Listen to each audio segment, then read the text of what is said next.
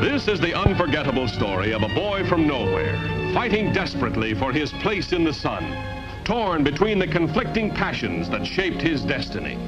Montgomery Clift, dazzled by the radiant beauty of Elizabeth Taylor, a girl so far above him she seemed like a goddess, but only too human when he held her in his arms.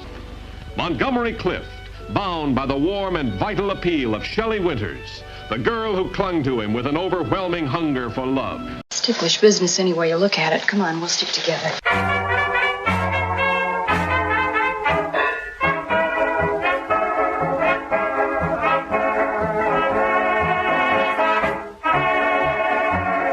It's Ticklish Business, the podcast devoted to honoring and deconstructing classic cinema. I'm Kristen Lopez.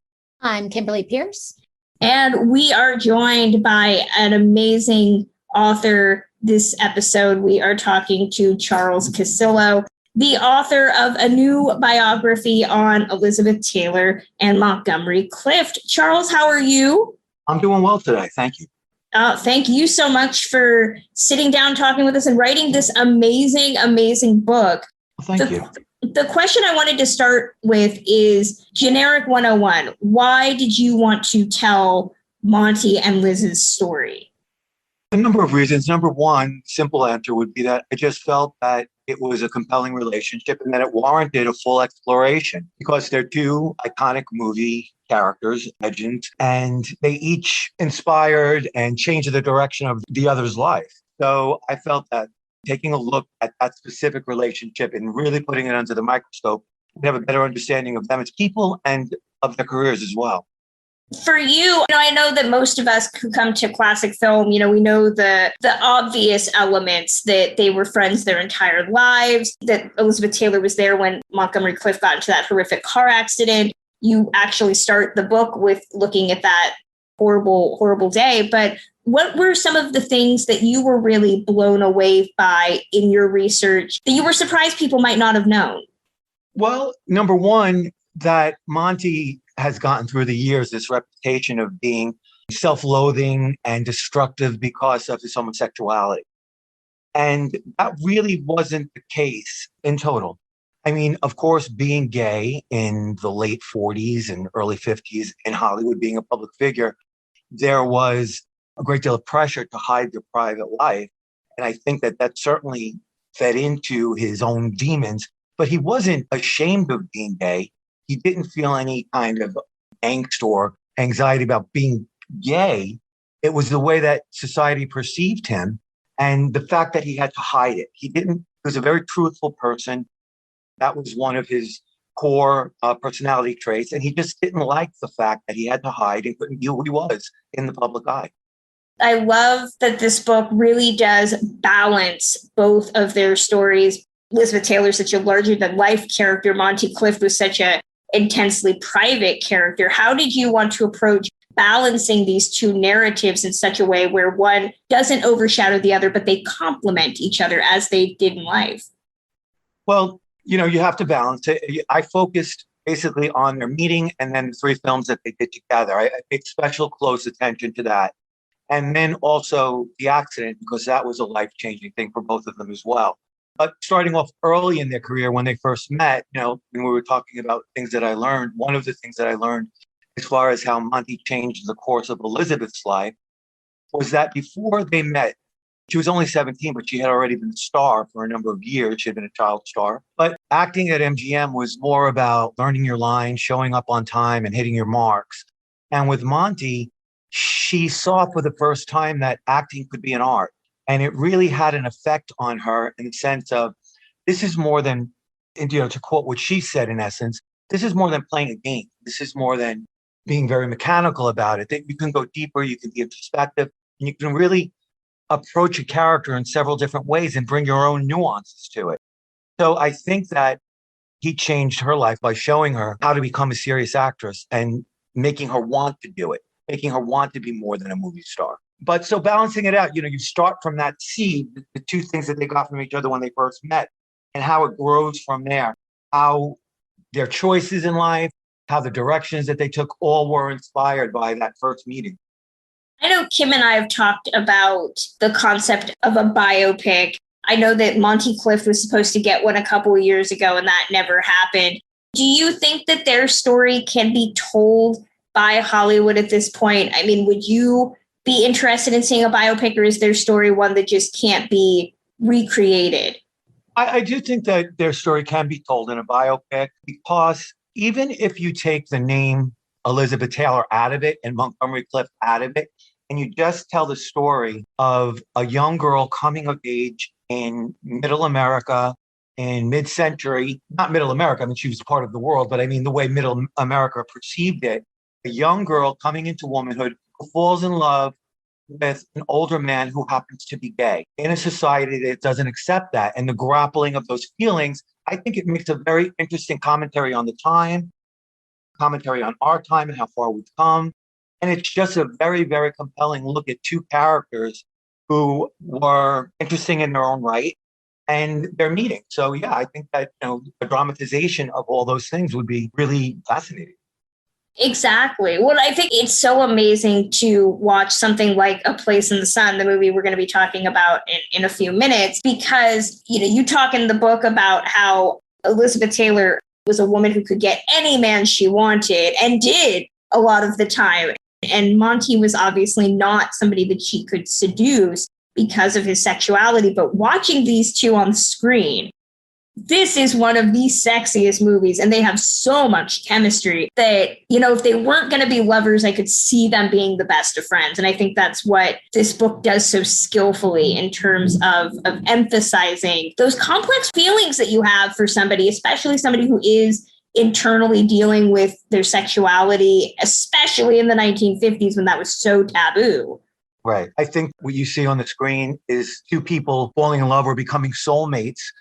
And I think that is also because George Stevens, the director, saw that relationship unfolding actually on the set. When Elizabeth and Monty met in his office as an introduction for being co-stars in the film, they really didn't know too much about each other. I mean, Monty made a joke when he found out she was going to be his co-star by saying, "Who the hell is Elizabeth Taylor?" Which was kind of a put down on Hollywood, because he kind of looked down on Hollywood. He was from the New York stage. And she was in awe of him because he was from the New York stage and he was a serious actor. So they were just kind of feeling each other out. But as they got to know each other, their kindred spirits really started to bond. And Elizabeth at first, of course, wasn't sure if he was gay. And he was exploring with what his feelings were for her. And an astute director saw that. And he started, in his rewrites of the script, reflecting that into the script. The urgency of what they were feeling, the changeableness of what they were feeling, the rapid movement of what they were feeling. I mean, in the movie A Place in the Sun, relationships develop very quickly. And I think that reflects that had happened between Monty and Elizabeth on the set. They started developing and evolving into their relationship very quickly, and the movie reflects that. I was curious, jumping into this book as a project, how you found the research process, because this was it's still so relatively recent. But you think about Montgomery Clift as this intensely private person, and Elizabeth Taylor was so, connected with the studio system. Did you find any challenges as you were writing this? Well, the biggest challenge is on Montgomery Clift. So many people that knew him or worked with him were dead. So it was hard to find people that were contemporaries of his that were alive. Luckily, I had started a book on Montgomery Clift back in 2002, which I left abandoned for a number of reasons. So I had interviewed quite a few people and had them on tape talking about him. But through the years, people tend to loosen their lips on the privacy. I mean, as time goes by and the figures that we're talking about become more iconic and there's more interest in them, friends, co-workers, they seem to talk a little bit more in order to give more understanding to them. Sometimes it's to defend them, and sometimes it's because they know things that they didn't like about them. They wanted to get out there. So you find your things. It's like being a detective.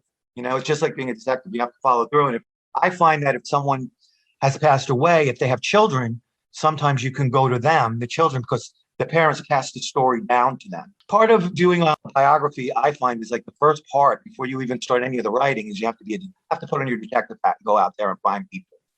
Well, you've also done biographies on Marilyn Monroe. I know you did Marilyn Monroe, The Private Life of a Public Icon. And reading this book, you pick such huge personalities, which is amazing, especially to find new avenues to say something about somebody that has been so well written about, like Marilyn. But for you, How do you pick a subject, just in general? When I was a little boy, I was an unusual kid from my neighborhood in Queens, New York, and Brooklyn, New York. When all the other kids were out playing baseball, I was in watching, the 4:30 movie with the old movie stars and staying up late, begging my parents if I could stay up late to watch The Late Show. I was a little bit of an outcast kid, so I considered those movie stars my first friends. I mean, even back then, a lot of them had already passed away. I felt very close to them, but yet they were so distant, they couldn't hurt me, and they couldn't disappoint me. They were frozen in time as the way they were. So I've always had this fascination with Cary Grant and Rita Hayworth and Jean Harlow. And Marilyn Monroe was my muse when I was a kid, when the first time I saw a photo of her. And I just became obsessed with her. And I had to know everything I could about her. Before I was even dreaming of being a writer, I was drawing pictures of her and I was reading books of her. And I've just been following that trail of Marilyn ever since, trying to find out whatever I could about her. That is amazing. I want to start weaving in the film as we keep talking. For people who haven't seen A Place in the Sun, it's from 1951, directed by George Stevens, based on Theodore Dreiser's novel An American Tragedy. It had actually been made in the 1930s with Sylvia Sidney, which is a very interesting movie. I sadly don't think it lacks. It has the glitz and the sexiness of the 1951 version, despite it being pre-code, which is really interesting. But it stars Montgomery Clift as George Eastman. He's a guy who gets a job through his uncle at a factory and meets a woman named Alice, played by Shelley Winters. The two start to engage in an affair at the same time that he falls for the wealthy socialite Angela Vickers, played by Elizabeth Taylor. But as George and Angela start to get closer, Alice says that she is pregnant and that George has to do something about it. And then the grand tradition of classic films, mistakes are made and bad choices happen. And Montgomery Clift ends up doing some bad things. I love this movie. We've talked about Mildred Pierce as one of the quintessential film noirs in terms of being a studio glitz film noir. I know many people, it's a hot take, say Casablanca is the prime example of Hollywood filmmaking. But I say A Place in the Sun is the grandest example of Golden Age Hollywood. You have big name stars that no disrespect to Casablanca, I love it, but you have big, beautiful name stars in this movie. You have some fantastic pacing. This is a 2-hour film that has no fat on it at all. It completely flies. Exactly. It's sexy as hell. It's got those stakes and the consequences that you expect of the era.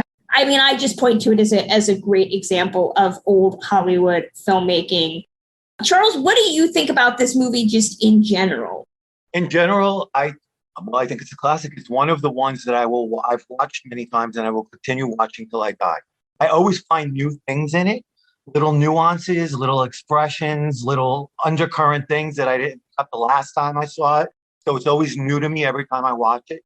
I think that one of the things that makes it great, and really that makes any film great, is the casting is so on point of every single person in it. They really, really, really embody the role. And they were very good actors playing the role. I mean, they physically fit the role, but they also embodied the characters as well. Shelley Winters plays the plain factory girl, and she was a bombshell at the time. She was playing like the sexy sidekicks in movies, and she was totally wrong for the role, and they didn't want her at first, but she was an actress. And did you know the story about how George Stevens didn't want to even see her? And he didn't even want to see her because he knew her image on the screen, and he was looking for like a mousy kind of plain woman who could play a factory girl that, most guys wouldn't look twice at. But she finally badgered him so much he agreed to meet with her. And she showed up at a restaurant and she played it down. She dyed her hair a mousy brown, put it back. She had no makeup on. She was dressed in very dowdy clothes, and she had a little paper bag and she had her lunch in it. So while she sat waiting for him, she was just eating out of the paper bag. And he arrived and sat a few tables away, and he's opening up his newspaper and looking around, waiting for Shelley Winters to come in. And it was only like 20 minutes later, he realized he's getting ready to leave because he's like, this name isn't even coming. He realized that it was Shelley Winters at the next table playing Alice Tripp. And that's what got her the screen test. That is amazing. And it's ironic because I came to Shelley Winter's film work seeing her play dowdy characters and stuff like this, or Night of the Hunter is another one. Mm-hmm. And it's always hard to me reading her memoirs over the pandemic that she talked about having to get rid of this bombshell image. And I was sitting there thinking, Shelley Winters was a bombshell. When was this? I don't remember that. I apparently need to go back now and watch some of these movies because I think she does such a brilliant job, but it's always hard for me to get Alice Tripp out of my mind when I think of her. It's such a testament to this performance in this, because I know I was reading some things that essentially said this is what propelled her into those dowdy characters. She plays it so well here that suddenly that was all she could suddenly get cast for. Oh, Hollywood. It's interesting. She played it almost too well. Because a lot of people said you don't have sympathy with her because you don't have sympathy with the character because she plays it so whiny and nagging. It's like, oh my God, I'd want to kill her too. And I feel that it's a tough nut to crack as a character because Monty and Liz are so otherworldly beautiful in this movie that as the audience, you're thinking, well, these two have to be together. There's no other way. Poor Shelley's just sitting here in the corner.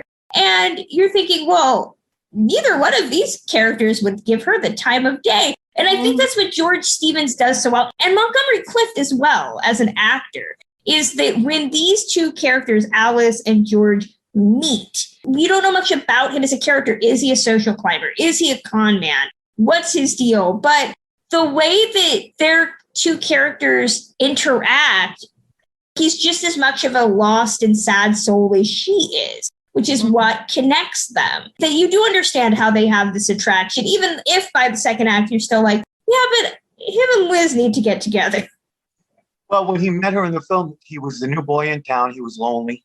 And, it was a chance encounter in the movie and everything seemed, they meet in the movie theater and everything seems to work from that point on. But then what George Stevens does so masterfully is, if you notice when you watch the film, it's one of those things that you notice as, you watch it over and over. When you have Monty with Elizabeth at, say, the grand party with the balloons around them, they both look so beautiful, and it'll dissolve to Shelley Winters sitting at the little birthday party that she had set up for him in her apartment, with the ice cream melting, and she's all tired and, forlorn. And it shows like the opposites of the worlds, like the glittering place in the sun that Elizabeth Taylor represents, and the struggling life of what life would be like with Alice Tripp and the choice between the two.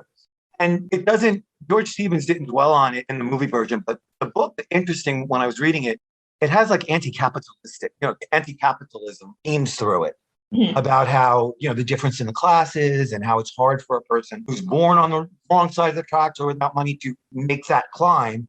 Would Montgomery Clift really have a chance of getting up there if he hadn't met Elizabeth Taylor? She represents, the unattainable, and she makes it attainable to him. Whereas if you look at what his relationship or his life would be with Shelley Winters, the Alice Tripp character, it would be a dead-end street. There's such a fascinating construction there. They all bring such a masterful and complex depth, because as I was rewatching it, I found myself feeling like I should be sympathizing here with Shelley Winters. But then in Taylor's hands, Angela is just, you can't hate her. You feel like you should hate her, but you can't. Montgomery Clift, it's the same way. It's like, God, he's such a terrible person. But he's got that Montgomery Clift, that soul, and that you can just see where... That sensitivity. It shines. I almost feel like it goes back to what you were saying about the original novel having these capitalist themes, in the sense that I feel like as an audience, we're watching this, and it really is almost kind of the American dream, right? But it's like a warped version, because these are two beautiful people where you're like, no, they should be rewarded by finding another beautiful person to work with. And at the same time, that's what Alice is striving, just in a less gaudy manner. She wants a husband and a family and happiness. And where is that American dream for her? It doesn't exist. Yeah. And he does it so subtly. Everything is so subtly. Like the big climax of the movie, and one of the big questions is, we know that the George character, the Montgomery Clift character, was plotting without a doubt to kill Alice in the boat and drown her. But then there's a moment in the boat, in the canoe, when you're watching them, and he seems to, and it's very ambiguous, but he seems to have changed his mind, that he decides that he can't do it. And at that moment, she gets up and really does turn over the boat. And even to the end, he's not sure whether he didn't save her because he could have possibly saved her on purpose, or if he really couldn't find her. George Stevens leaves that very kind of ambiguous. It's like, did he deserve to go to the electric chair, or did he really change his mind, which was his defense? He wasn't going to do it in the long run. Which I think is a great subversion, too, of the production code at the time, because what were the rules of the code? Bad people had to be punished. And the movie makes you question that because it does leave that death ambiguous. So it's been a couple of years since I had seen this, and I had always thought that, oh, yeah, he totally throws her into the drink and that's it. And when you watch the actual sequence, you're like, no, we don't really know what happens there. And I love that the script and Stevens are kind of saying, like, are we really punishing? And not to say that this movie like condemns the prison industrial complex or anything, but it seems to be saying, are we necessarily doling out punishment to the right people? You know, again, maybe it's a bigger societal thing. Like, we should be condemning society, the wealthy for making George want to do whatever he has to stay in this world. So kudos to George Stevens and Patrick Kearney, who wrote the play, but then the script is credited to Michael Wilson and Harry Brown. So good on all of them for doing something so subtle. Well, I wanted to ask you, I know that we talk now in Hollywood today about age difference. Younger actresses playing opposite older actors. And in this movie, I think people are always shocked to find out that Elizabeth Taylor was just 19 when this 17. movie came out. 17. Really? Well, when it came out, she was 19 when she made it. Yeah. So she, oh my gosh, it makes it even weirder to look at it now. But she was still incredibly young. Monty Clift, I think when this came out, was 31. So he was in his... when he made it. There's like a 12-year age difference between Wow. And yet, you know, my mom jokes with me all the time about, oh, Elizabeth Taylor always looks 25 in her movies, even when she was a child. But I think that this movie, the benefits of a classic film era is that it's not scummy. I don't watch this and I think, oh God, you know, Monty Clift's leching on this young teenage girl. They feel evenly matched. And I think that might be not necessarily from her looking older, but Montgomery Clift being able to play younger. I don't know. It's a delicate dance. Think that. I don't, because they never mention Montgomery Clift's age. Yeah. So you don't really question, that he's this man that's so much older, and you don't really question that, she's so much younger, although her age is pretty defined in the movie because she's, in school. Mm-hmm. So, she could be 18 because she's going away to college the following year. But the thing about age, Elizabeth Taylor was already playing a grown woman before this film. In a previous film, she was married to Robert Taylor in Conspirator. So he was much older than her. And so there was just something, I agree with your mom. Elizabeth Taylor, even when you watch her in, National Velvet, you could see the face of the woman she'd become. And that's no excuse. I mean, she was 17, no matter what she looked like, she was still a child, and they were casting her as women. Just to go back to her power of seduction, when she was making Conspirator with Robert Taylor, there's a famous story about how, playing his wife, and they were doing a bedroom scene, and she was in a negligee, and they could only shoot him from above the waist because of the effect that Elizabeth Taylor had on him. Wow. Yeah, so she was well aware of the effect she had on men by the time she was 17. Well, I think that's what you talk about in the book. We look at child stardom now in such a negative light, and rightfully so in most cases. But Elizabeth Taylor really was, next to maybe Shirley Temple, the first big child star that transitioned into adulthood that we saw happen on screen. She never had an awkward phase. She was always gorgeous. Yeah. But I would assume that had to be tough, knowing now what we know about Hollywood and hearing stories about sexual assault and, looking back at some of the classic film actresses of that era. But I'm assuming that looking like she did at such a young age, I mean, that had to be tough growing up for her in the public eye and being such a womanly figure at such a young age. Well, she had one benefit in the sense that her mother was her agent, a manager, and a constant chaperone. I mean, she was always with her on the set. She made a lot of decisions for her. She was a very protective mother and in some ways a very controlling mother. So men didn't really have a chance to get near Elizabeth. Elizabeth talks about, I believe, her other books have said no, but that she was a virgin until she got married. Going with a lot of the beliefs of the day, Elizabeth had a famous quote, "Nothing comes off till the ring goes on." Which is funny because I appreciate that look at her, because I've read biographies that claim to be true. There's a biography about Mickey Rooney that I read a couple years ago that claimed that Mickey Rooney had seduced an underage Elizabeth Taylor and that they were definitely sleeping together at some point. And the way it's written, I was just kind of taken aback and thought, like, that sounds a bit too assertive to be true. I would never badmouth another biographer, but when you're researching, you're going to hear 5 different stories of any given thing, and it's up to you to balance, like, what do you think is true or not? And I just don't think that Elizabeth, besides being at that stage in her life a romantic, I think that with her mother and the studio control and all of that, I don't think that that would have been a part of her life. I don't believe, I've heard the Mickey Rooney story. I don't believe it. And Mickey, later on in life told tales too that I take with a grain of salt here and there. I like Mickey Rooney, but those legends have an ability and a desire to build on their legend as the decades go on. I think that Elizabeth, at the age of 17, was looking to find a husband, to lose her virginity, to make that transition into teenager into woman, and also as an emancipation from her mother and the studio. She didn't have control of her own life at that point. And she was desperate for that. And I think that Monty was the person that she wanted that to be with. She wanted him to be the one that she would have made that journey from childhood into maturity with him.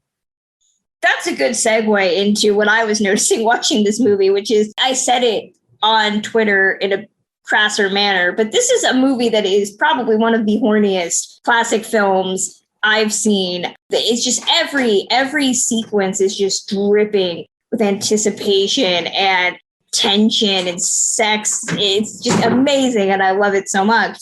Watching it this go round, especially the sequence with George and Alice in the apartment where it's just dark and there's just conversation. I mean, that sequence, I was just blown away by this viewing.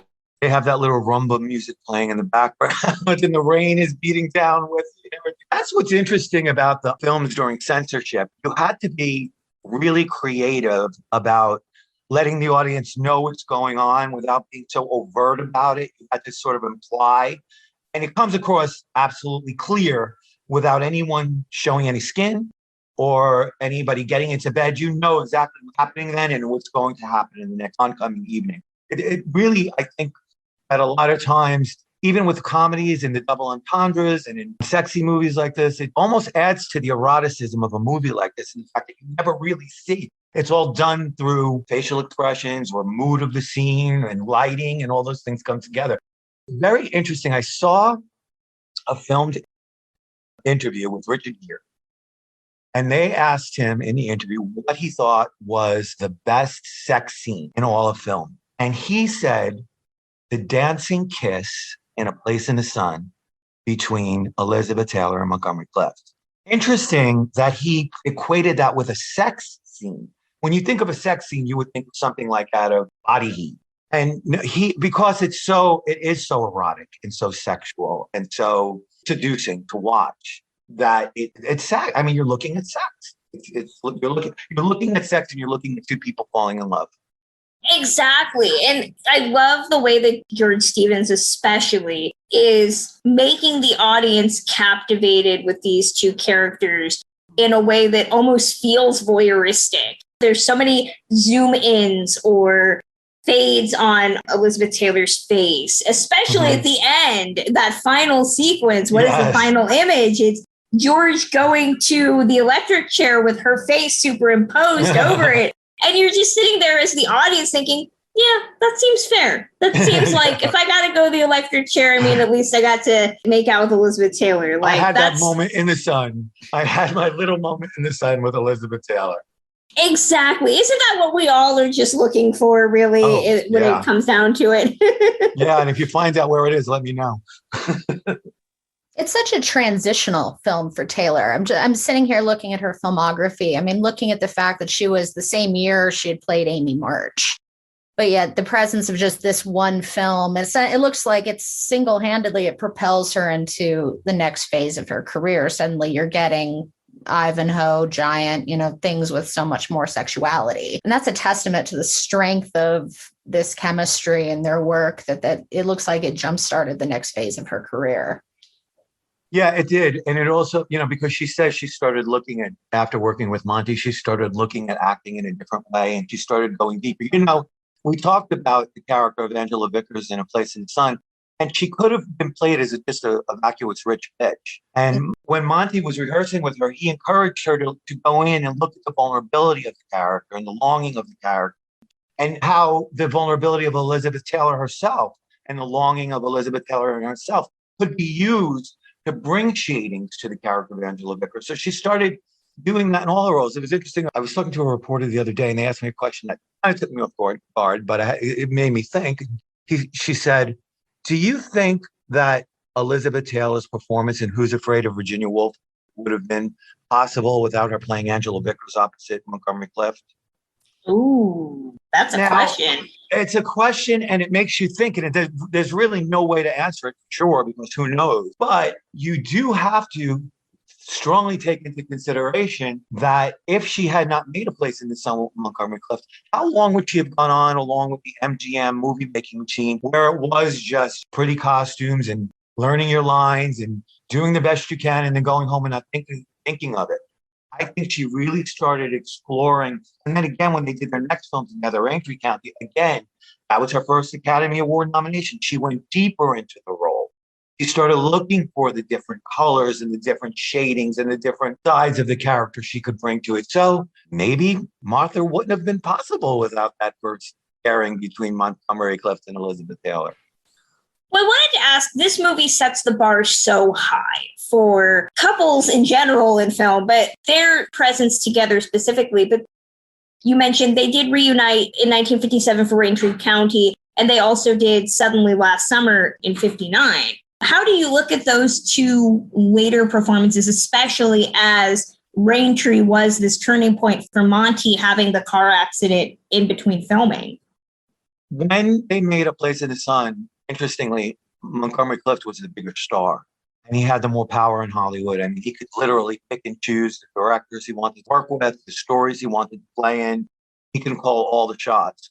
After the accident in Raintree County, Elizabeth was the much bigger star and had all the power. I can't really comment on Montgomery Clift's performance in Raintree County because it was so tormented. After the accident, he was under such immense pressure to get back on the set after his face was really completely crushed.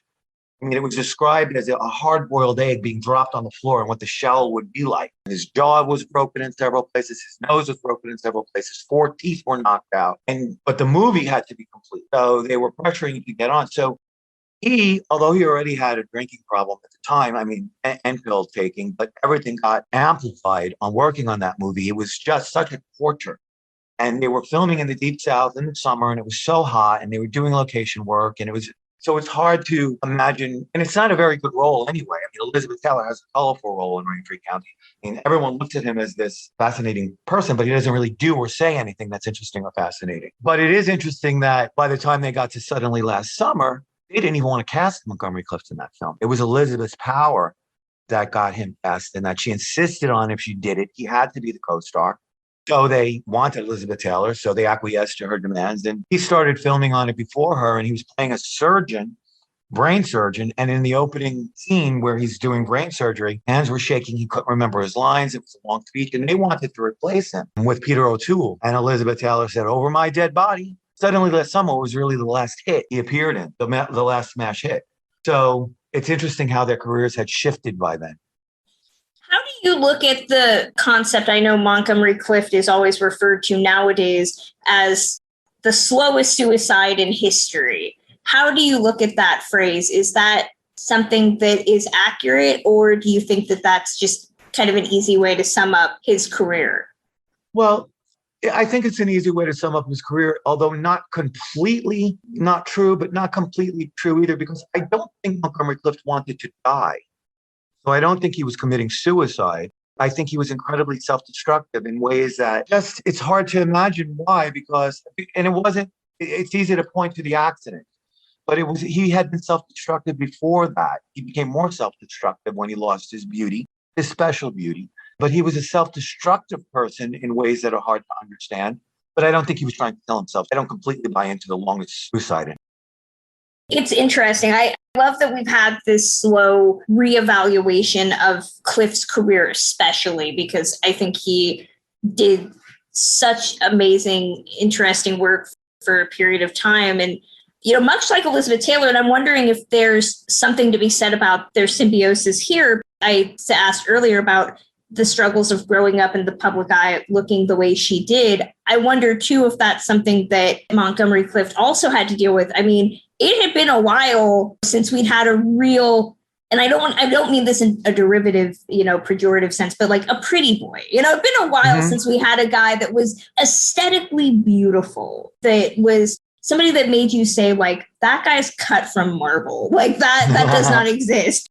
But I wonder if that also factored into giving him a pressure in a different sense of having to be a man that looked as good as he did. I believe it did. And I think that whatever turmoil it caused him or anxiety, because, you know, his first film was a Western and he was playing a macho guy and he wasn't like that.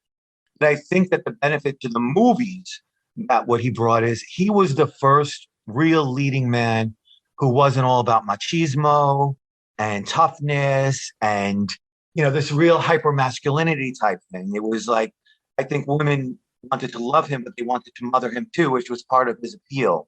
So he brought a whole new dimension to what a leading man could be.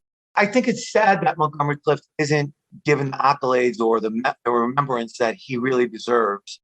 He's not like on coffee cups and posters and like James Dean or Marilyn or, you know, even Elizabeth Taylor. And my personal take on that is because he didn't die at the height of his beauty and fame like James Dean did.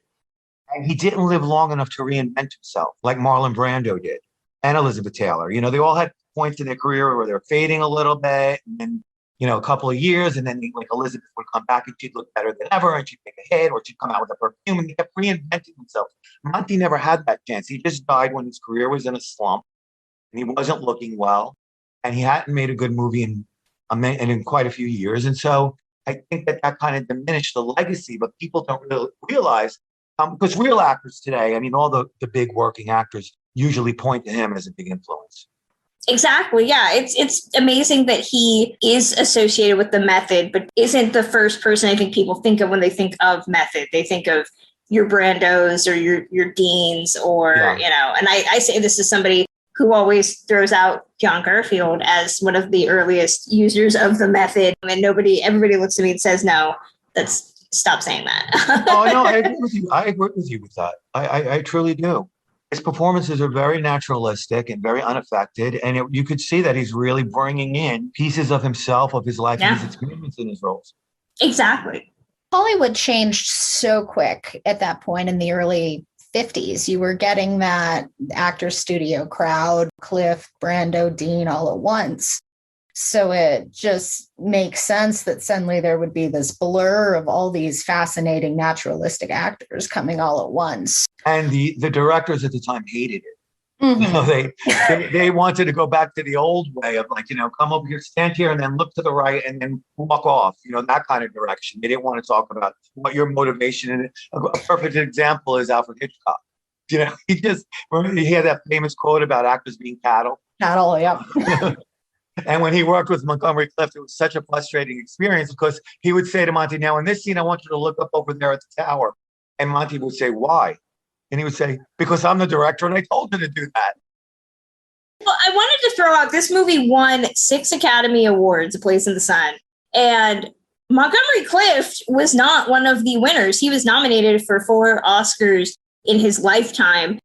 This was the second time he'd been nominated. The first was in The Search. He would later be nominated for From Here to Eternity and Judgment at Nuremberg.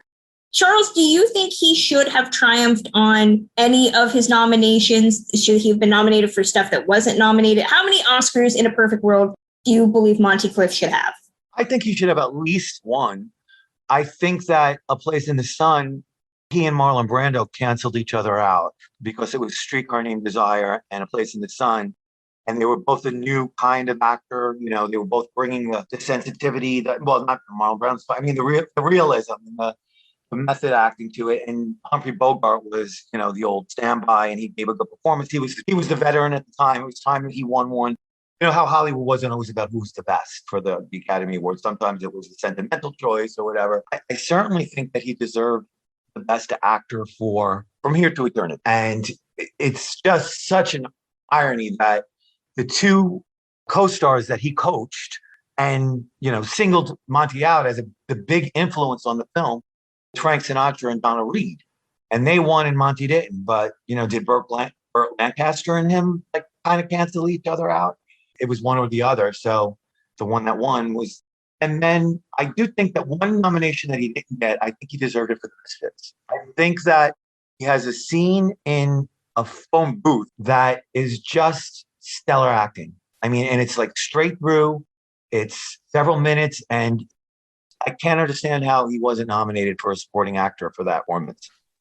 Exactly. Well, Elizabeth Taylor was not nominated for this film as well, although she did win 2 Oscars in her career for Butterfield 8 and Who's Afraid of Virginia Woolf. Do you think she should have gotten nominated for this? She did get nominated in 58 for Raintree County, as well as Suddenly Last Summer, the other 2 films she did with Clift. But do you think she should have gotten the nom here as well? Off the top of my head, I can't think of the other nominees for Best Actress that year, but I think that she definitely did. I think she's amazing in it. I think she's very effective. I just don't understand what they were saying, but I've read reviews that weren't even good for her at the time. I think that during that era, there was sometimes a stigma or a looking down on an actress who was known for her beauty and sexuality. I think that they were very put away in a box and, you know, this is what they are. I mean, it happened to Marilyn all the time. I mean, Marilyn deserved several nominations too that she didn't get. Oh, yeah. Very true. Because they wouldn't, you know, they couldn't look, you had to be one thing, not the other, you know, and I think that was the case at Elizabeth Taylor at that particular juncture. But then, I mean, she gave performances that, you know, she cat on a hot tin roof. And I don't know if she deserved it for Raintree County, to tell you the truth. To me, it's a little over the top. It's fun, but I think it's a little over the top. But certainly Cat on a Hot Tin Roof, Suddenly Last Summer, and maybe not Butterfield 8, but the one that she really deserved it for was Who's Afraid of Virginia Woolf. Exactly. Well, and to answer your question about who was nominated for Best Actress in a Leading Role that year, Shelley Winters was nominated for this, actually, in lead performance, which is interesting because we could probably argue whether that's a lead or supporting performance per se. But the other nominees were Jane Wyman for The Blue Veil, Katharine Hepburn for The African Queen, Eleanor Parker for Detective Story. Kim, you want to hazard a guess at who actually won? I think I'm mixing up with supporting. I thought I was going to say Mildred Dunnock for Death of a Salesman that year. No, she was nominated in supporting, but she also did not win. The winner was Vivian Leigh for Streetcar. Oh, that's right. I did know that. Yes. So, I mean, that's I don't think that Elizabeth Taylor deserved to beat Vivian Leigh for Streetcar Named Desire, but I think she deserved the nomination. She deserved the nomination. Exactly. I'm like, I can't argue with that win. But in case people were curious, this movie did win. George Stevens did win Best Director. It won for its script, cinematography, Edith Head's costumes, editing, and music. It did not win in the acting categories, nor did it win Best Picture that year, which the nominees, in case people are curious, were Quo Vadis, Decision Before Dawn, Streetcar Named Desire, this, and Kim, you want to guess what won Best Picture? Streetcar? No. God, I'm striking out. It's my movie that I don't get why people love it, An American in Paris. Oh, that's right. I blanked that one out. Yeah, most people do. I just wanted to jump in real quick, taking it back to Clift and his Oscar showings. I think he's one of those prime examples of somebody making it look too easy. he got such a raw deal with the Academy. There's so many instances where that naturalism comes through. I think when you watch him, there's such a beautiful, effortless quality to him. Yeah, that's true. That you don't think it doesn't feel like a challenge. So somebody bigger, somebody broader, more over the top. More showy. Yeah. Exactly. Yeah, I agree.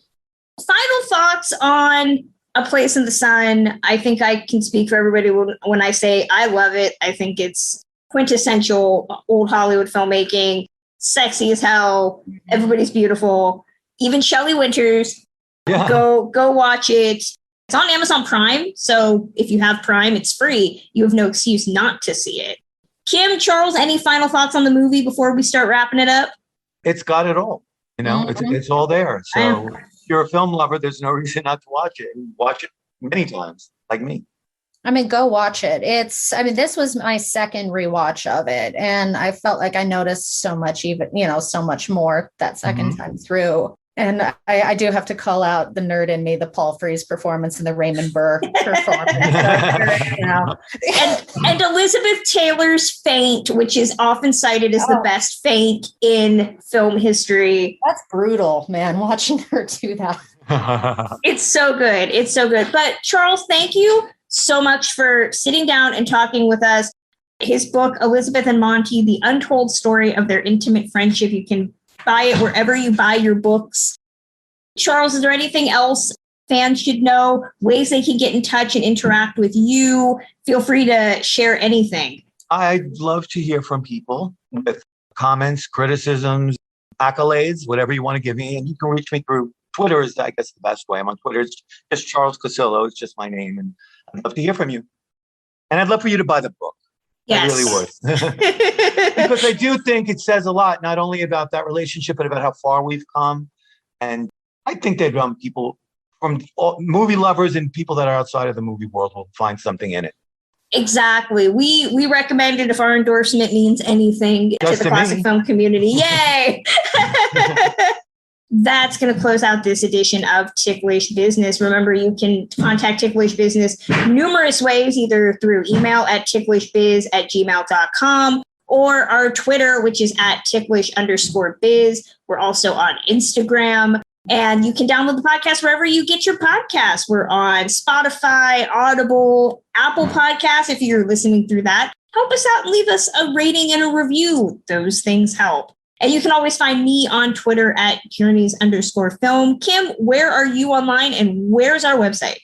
You can find me on our website, journeysinclassicfilm.com. We have interviews, lots of videos, all sorts of general fun stuff coming your way very soon. You can also find me on Twitter, Instagram, and Letterboxd at kpierce624. And then you can also find Ticklish Business on Letterboxd as well, ticklish_biz. And if you want to support us with your money and get some great merch, free DVD and Blu-rays, pins, special episodes that are only available, head over to our Patreon at patreon.com/ticklishbiz. Producing a show is hard, and we would love to have the ability to do more things, and that can only help with your fantastic support. So head on over there if you like what we're doing and want to get some cool stuff. That'll close us out. We will be back next time. Till then.